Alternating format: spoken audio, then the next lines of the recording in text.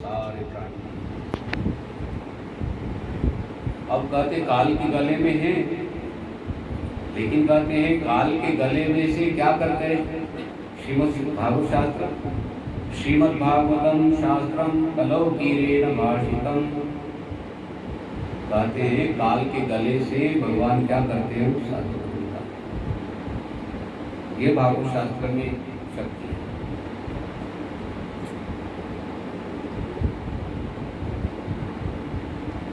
जैसे कीचड़ में बालक फंस जाता है और कीचड़ में से कौन निकालते हैं? इतनी जल्दी बोलते माता पिता निकालते हैं। कीचड़ में बालक माँ नहीं है तो निकाल लीजिए। ठीक है। दूसरे को जाने में दौड़ने में, जैसे बालक अगर कीचड़ लगाए, मान लो बहुत कीचड़ लगे, उस कीचड़ को कौन साफ करेगी? माँ साफ करेगी। माँ फटाफट नाम लेते हो। दूसरा कोई नहीं आता लक्ष्य। और बालक भी इतना चतुर होता है, वो माँ के पास ही जाता है। इस समय गिरता है ना बारिश में, पहले अब तो गाड़ियाँ लेने के लिए आते, पहले वाली बात बता रहा हूँ। छुट्टी हो गई और वो घर के पास कोई कीचड़ हो गया, तो गिर गया सारा लटपट हो गया कीचड़ से। दुकान आसपास में देखा, दुकान वालों की तरफ रोया नहीं, कोई नहीं, बिल्कुल नहीं रोया। हाँ। उसको पता है रोने से कोई फायदा नहीं। रोया नहीं, वैसे ही धीरे धीरे। और जब माँ खड़ी है वहाँ और माँ ने देख लिया और उसी समय चिल्लाना रोना शुरू। फिर माँ ने कहा, बेटा कहाँ चोट लगी, कहाँ गिरा था तू? ऐसा तो वहाँ बाहर कोई पूछेगा क्या? हाँ, ऐसी काल के गले में कहते भगवान कहते भाई कोई नहीं बात करेगा, लेकिन जिसने कहते श्रीमद् भागवत शास्त्र को श्रवण किया है, ये काल रूपी कीचड़ से इस बालक को क्या करता हूँ, साधक को निकाल देता हूँ। तो कीचड़ है, तो इस कीचड़ में से कोई भी निकल आएगा, लेकिन कहते काल रूपी कीचड़ से निकलना मुश्किल है। और एक काल व्याल है, इसके लिए संत ज्ञानेश्वर जी ने अपनी गीता टीका में एक बड़ा सुंदर दिया है। वो सर्प ने मेढक को पकड़ा, समझते हो? मेढक अंग्रेजी में फ्रॉग बोलते हैं। क्या बोलते हो? आधा शरीर उसका मेढक का काल के मतलब सर्पों के मुख में, और उसके सामने मच्छर घूम रहा था। वो मच्छर को पकड़ने के लिए प्रयास कर रहा है। तो संत ज्ञानेश्वर जी ने कहा कि भाई 2 मिनट के बाद में आपका क्या होने वाला है उसका विचार करो। लेकिन उसको पता नहीं है मैं काल के गले में जा रहा हूँ। तो काल के गले में है, भगवान बता रहे काल के गले में हो, वहां से मैं क्या करूँगा भाई? इसलिए सूत जी कहते हैं ऐसा सार सत्य बताऊंगा मैं कि सारे प्राणी कहते हैं काल के गले में काल के ग्रास हो रहे हैं। वहां से कहते हैं श्रीमद् भागवत शास्त्र क्या करता भाई, और उस भागवत शास्त्र का कहते हैं व्यास जी ने विस्तार किया, और व्यास जी के मुखार विंद से मैंने श्रवण किया। ये मतलब कोई मैं अपनी मन की बात नहीं बता रहा हूँ, मैंने व्यास जी से श्रवण किया। और ये कथा कहते हैं बहुत दुर्लभ है। क्यों दुर्लभ बताया? कहते हैं जिसमें सुखदेव जी महाराज जी को श्रीमद् भागवत जी की कथा, सुखदेव जी महाराज जी श्रीमद् भागवत जी की कथा राजा परीक्षित को क्या करा रहे थे? राजा परीक्षित को सुखदेव जी महाराज जिस समय कथा श्रवण कराने लगे, उस समय अमृत का कलश लेकर देवता लोग वहां पर पधारे, और सुखदेव जी को महाराज को बोल रहे ये अमृत राजा परीक्षित को मिला। राजा परीक्षित के ऊपर ये तक्षक सर्प का दंश ही नहीं होगा, उनकी आयु बढ़ेगी, उनकी लंबी आयु हो जाएगी। तो आप राजा परीक्षित को ये अमृत पिलाओ, और हमें कौन सा कथा अमृत है श्रीमद् भागवत शास्त्र, वो हमें दो। अमृत है ना, वो हमें अमृत सामान्य नहीं ना। हाँ, ये साफ के ऊपर वो उनको विष पिया था। ये दुर्वा है ना, दुर्वा के ऊपर वो पी रहा था अमृत। दुर्वा, पानी मिले ना मिले, हरि बोल। ये कौवे के मुख में भी थोड़ा सा लगा हुआ है। कौवा बूढ़ा नहीं होता है, कौवे का लीवर खराब नहीं होता है, कौवे को हार्ट प्रॉब्लम नहीं। हाँ, अमृत पिया है वो, लेकिन ऐसा कुछ मर जाता होगा जैसे, लेकिन ऐसा नहीं भाई वृद्धावस्था होकर फिर ऐसा नहीं था। ठीक है।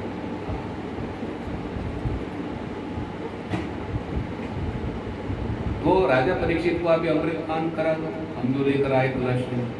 तो राजा परीक्षित की आयु बढ़ेगी और उनके ऊपर तक्षक सर्प का प्रभाव नहीं पड़ेगा। सुखदेव जी महाराज जी ने मना किया। क्या? वो सुधा वो कथा लोके वो काचो वो बड़ी महान। और रे देवताओं, आप मुझे मणि दे रहे हो, ये कांच दे रहे हो, कांच, और उसके बदले में महान मणि ले रहे हो। क्या? कांच के बदले में क्या ले रहे हो? महामणि ले रहे। महान मणि, कांच दे रहे हो। ये अमृत किसी काम का नहीं है। तो राजा परीक्षित को कहा कि पीना है। राजा परीक्षित ने कहा नहीं पीना है, मुझे तो कथा अमृत है, श्रवण कराओ। क्योंकि वो अमृत पीने के बाद में भी तो काल से नहीं बच सकते ना, नहीं बच सकते, वो आयु लंबी होगी, काल से नहीं बच बोलते ना भी अमृत पीने से अमर हो जाए। अमर का अर्थ होता है लंबी आयु, उसको अमर बोलते हैं। क्या बोलते हैं? वो बोलते ना देसी घी खाओ तो आपकी आयु बढ़ जाए। आयु बढ़ने का मतलब क्या है? आप स्वस्थ रहोगे। स्वस्थ रहना ही आयु का बढ़ना है। ठीक है। बोले देवताओं, तुम कांच दे रहे हो, कांच के बदले में क्या ले रहे हो? महामणि ले रहे हो। मणि दे रहे हो। वो कभी कभी बालक के हाथ में 100 रुपये की नोट होती है ना गाँव में, तो बोले काका ये टॉफी ले ले, टॉफी ले ली, 100 रुपये की नोट ले ली, टॉफी दे दी। अब टॉफी महंगी है कि वो 100 रुपये महंगी है? 100 रुपये। लेकिन उसको टॉफी के बदले में क्या मिला? उसको टॉफी होती है। टॉफी मिली, मैं उसको 100 रुपये ले ली उसको।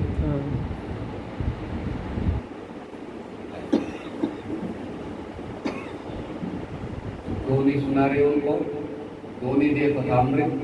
सुखदेव जी महाराज जी ने कहा अभक्तांश, कहते हो अभक्त है। देवता लोग अधिकारी नहीं है, अधिकारी नहीं।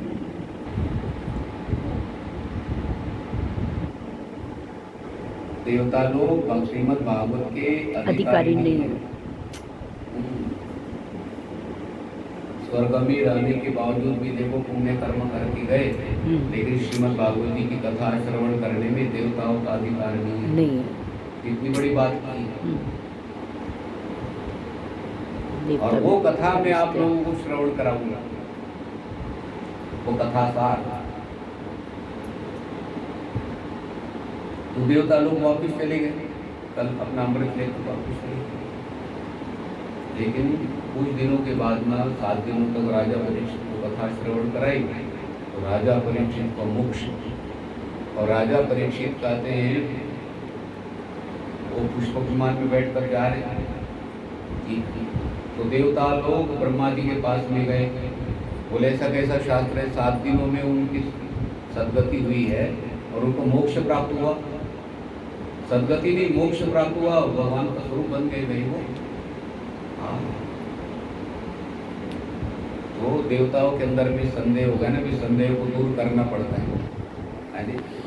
संदेह को क्या करना पड़ता है? दूर करना पड़ता है। जो डाउट होता है ना, भी डाउट को निकालना पड़ता है। भी डाउट बना रहना तो बहुत कठिन काम है।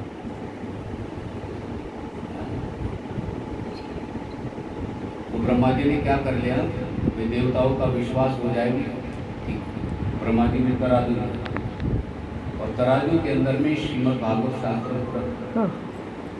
और दूसरे पलटे में कहते हैं सारे साधन रखे, लेकिन श्रीमद् भागवत जी का पलटा भारी हो।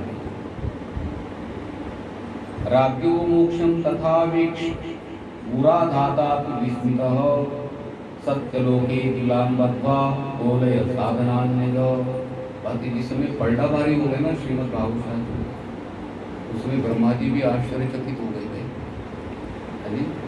आश्चर्यचकित समझते हैं? हैरानगी हैरानगी हो वंडरफुल। अरे हाँ, देखो कितनी सरल परिभाषा कर दी।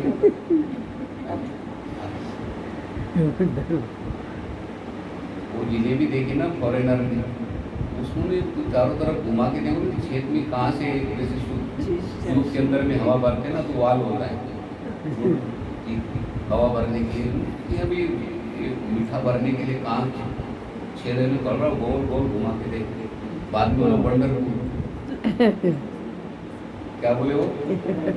हाँ तो किसी को पूछा भाई कैसे भरा है इसके अंदर में, तो कैसे कौन सी मशीन है, मीठा गया ना जिलेबी के अंदर में कौन सी मशीन से भरा, वो मशीन लेकर जाना है मुझे अमेरिका। बोलो तो उसके लिए क्या है वंडरफुल।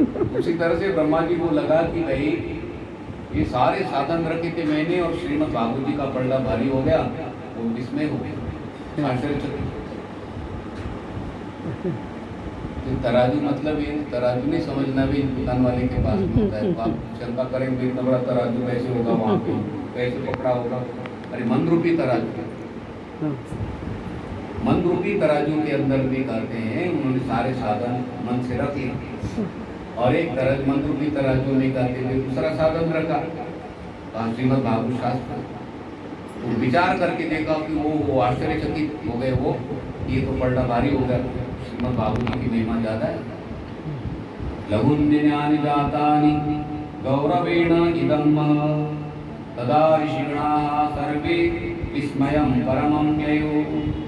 कहते हैं श्रीमद् भागवत जी का पलड़ा भारी हो गया, कहते सारे ऋषि मुनि लोग आश्चर्यचकित हो गए, और सारे साधन कहते गौण रह गए। ठीक है, सारे साधन गौण।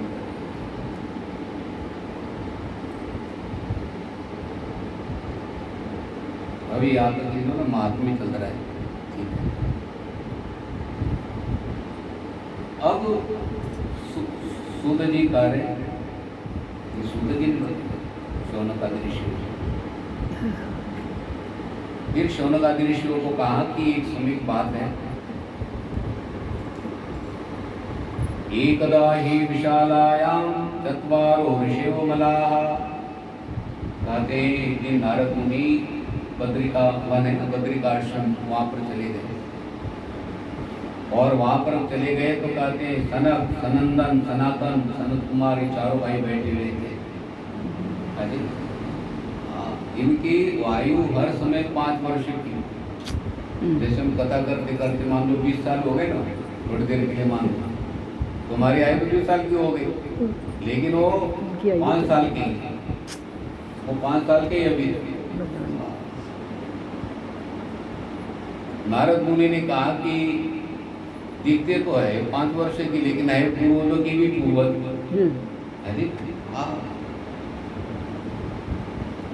अब जिस समय नारद मुनि वहाँ पर ना जल्दी जल्दी गए, उन्होंने कहा मैं तपस्या करूँगा वहाँ पे, तो चारों भाई बैठे हुए थे, तो इन्होंने कहा कि नारद जी आप इतने ज्ञानी हो और आप बड़े उदास लग रहे हो, आपका मुख क्या है उदास लग रहा है, ये उदासी का कारण क्या है भी, ज्ञानी को कुछ उदास।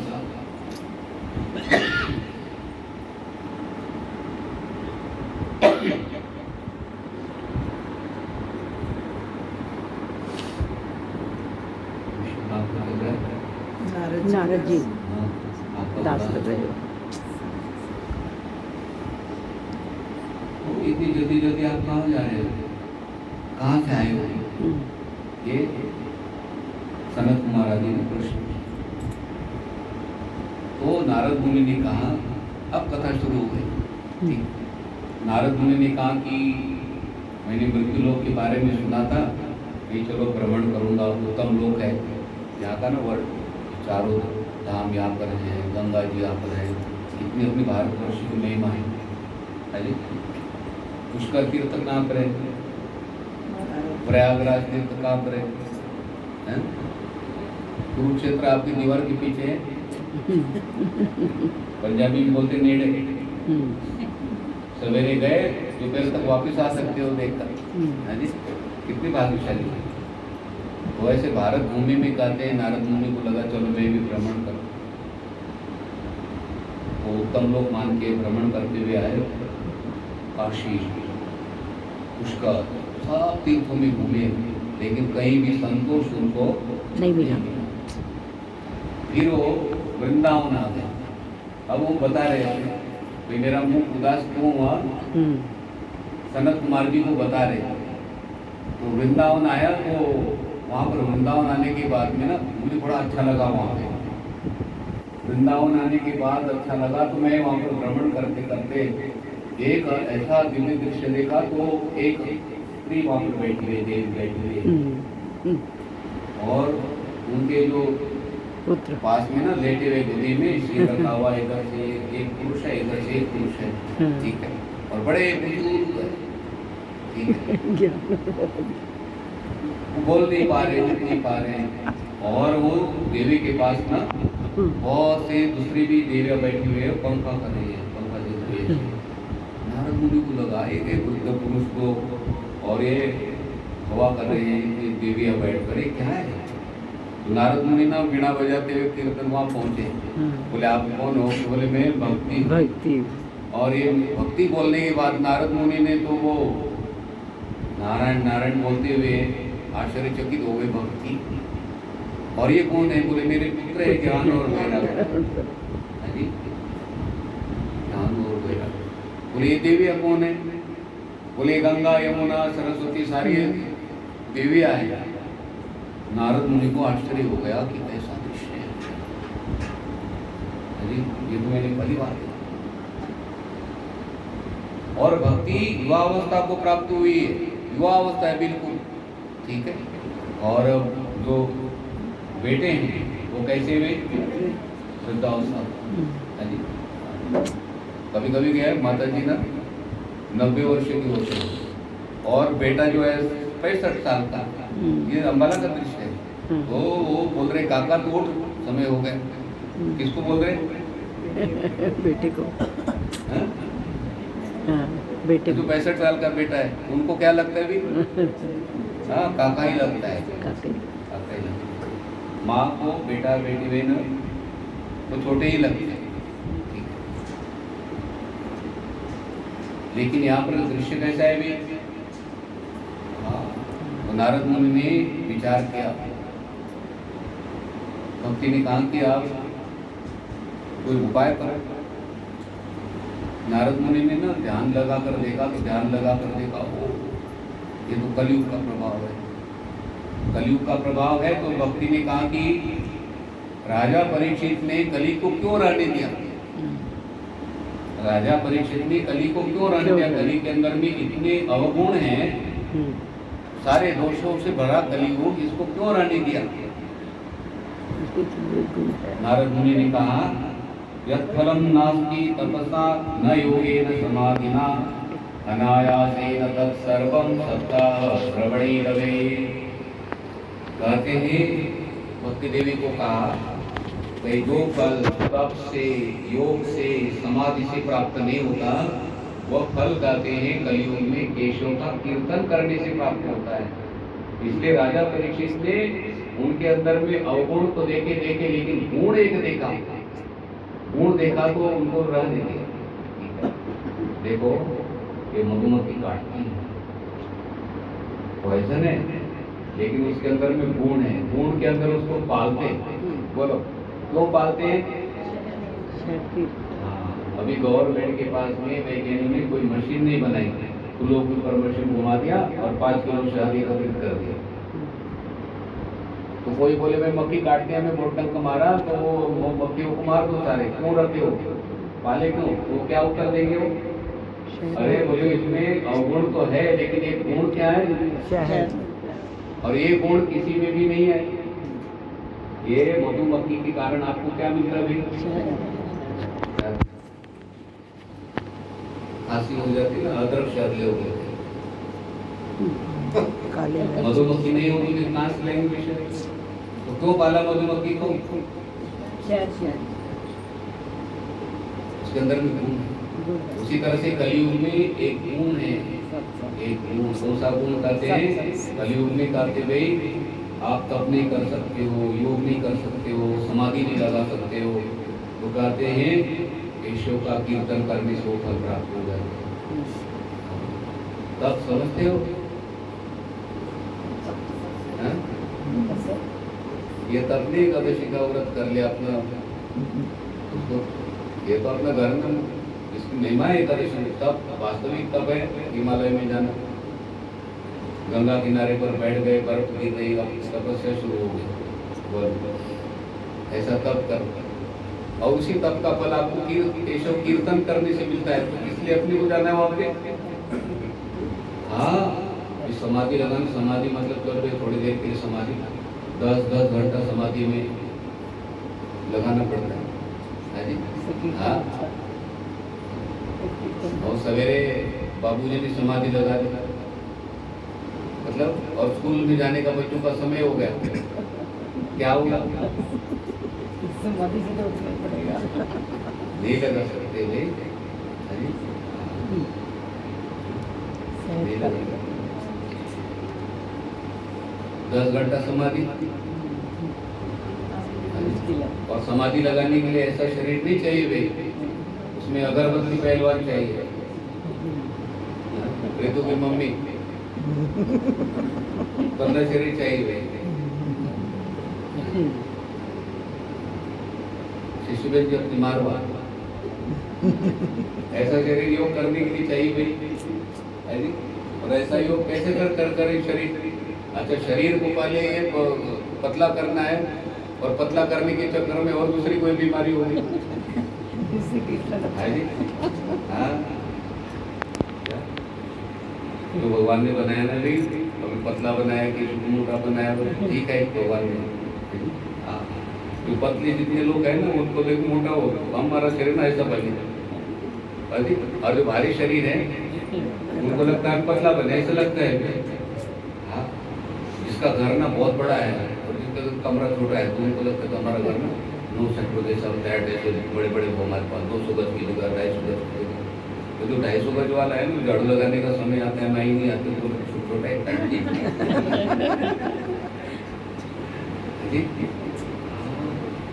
वो हड़ताल हो गई बहनों की झाड़ू पोछा वाले बोले हमारा वो आ गया शर्ट पूजा,